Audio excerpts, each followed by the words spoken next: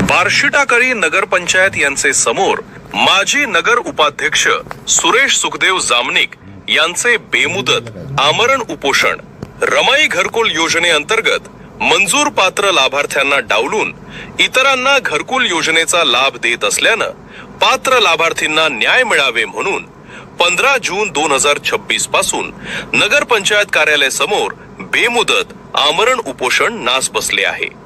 उपरोक्त विषयानुसार घरकुल योजनेअंतर्गत लाभार्थ्यावर अन्याय होत आहे।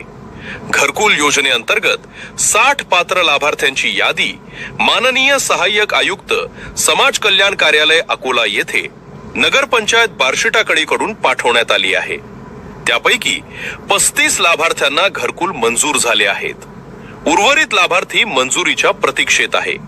असे असतानाही सदर यादीमध्ये नसलेले इतर लोकांची नावे सदरहू घरकुल योजनेकरिता कोणतेही निकष न पाळता हितसंबंध ठेवून मंजूर करण्यात येत आहेत व त्यांना घरकुल बांधकामाचा आदेश सुद्धा देण्यात येत आहे।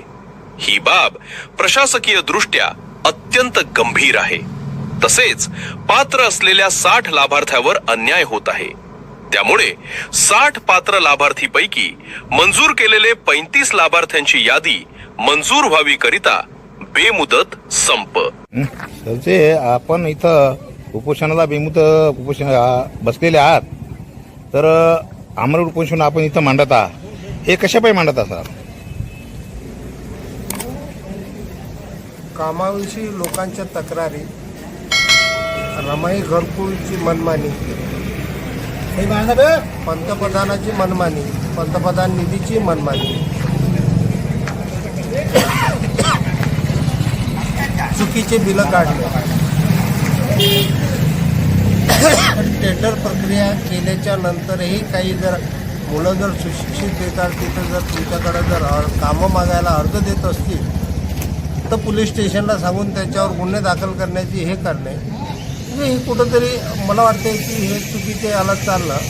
आणि गरीब लोक असल्याच्याने का होतं, मोलमजूर आहेत सर्व, त्याच्याने सर्व आपल्या कामात व्यस्त असतात आणि मी माझे उपाध्यक्ष राहिल्याच्याने तर माझ्यासोबत संपर्क करण्याचे प्रयत्न करतात। त्याच्याकरता त्यांना न्याय मिळून